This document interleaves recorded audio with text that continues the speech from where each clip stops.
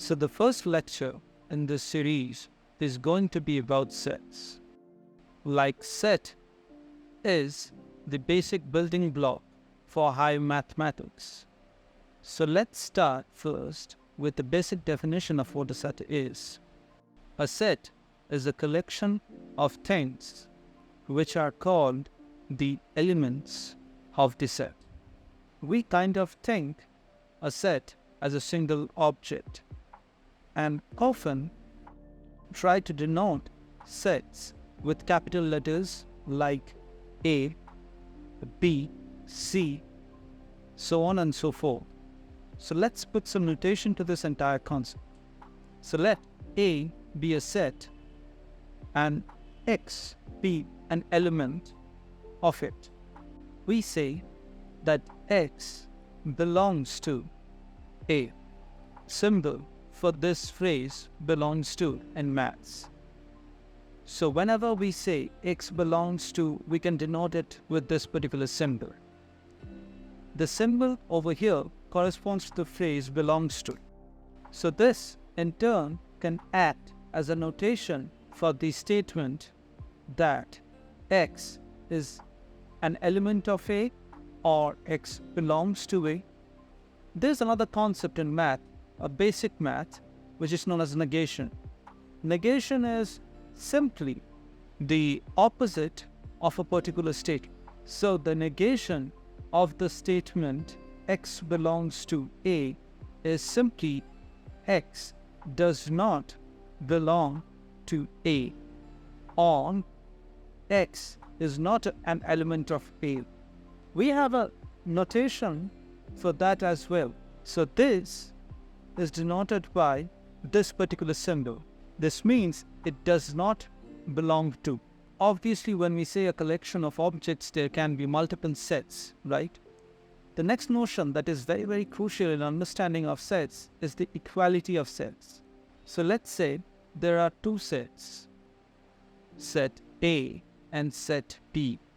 Set A and set B are said to be equal if and only if they have the same element.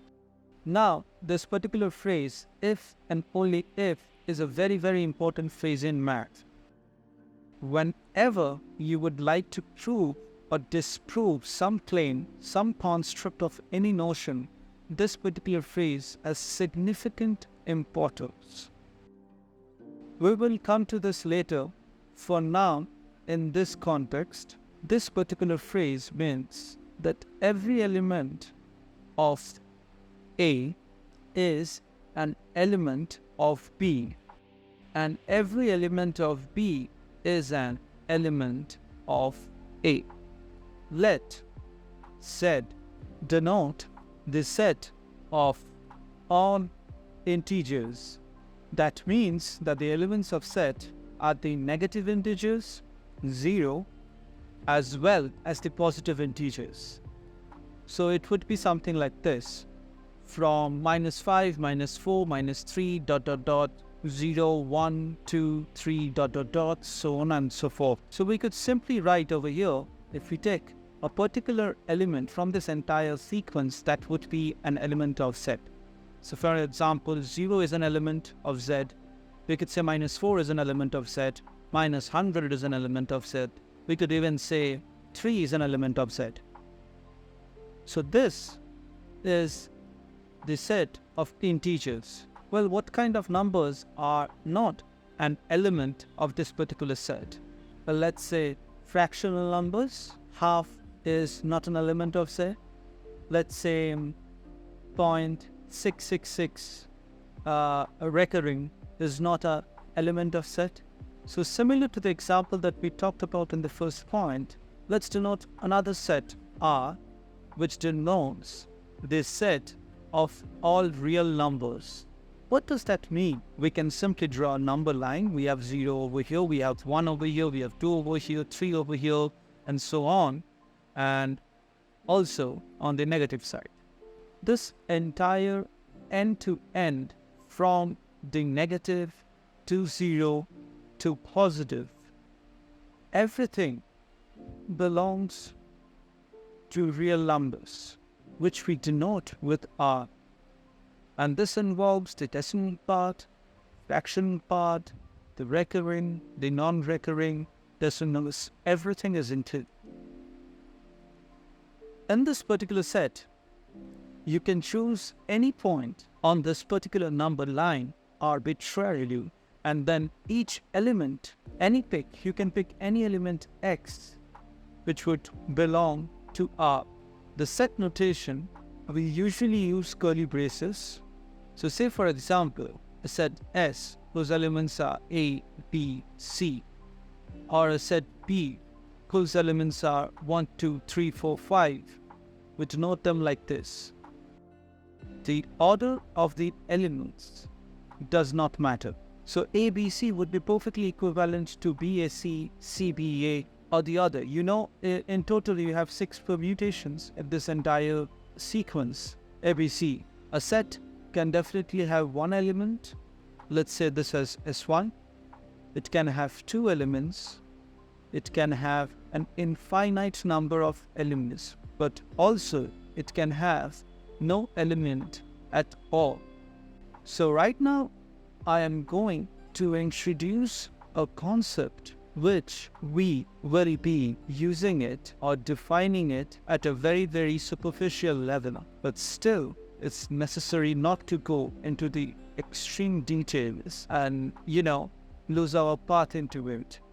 It's the concept of finite and infinite sets. Finite, as the definition says, finite set is a set which has finite number of elements. Similarly, an infinite set is a set which has infinite number of elements. We aren't going to debate the concept of what finite is, what infinite is at this point in time, because clearly it's not in the scope of this particular lecture.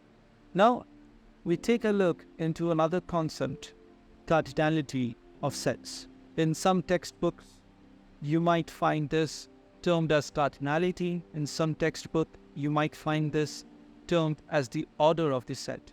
So, cardinality or order is the exact same thing.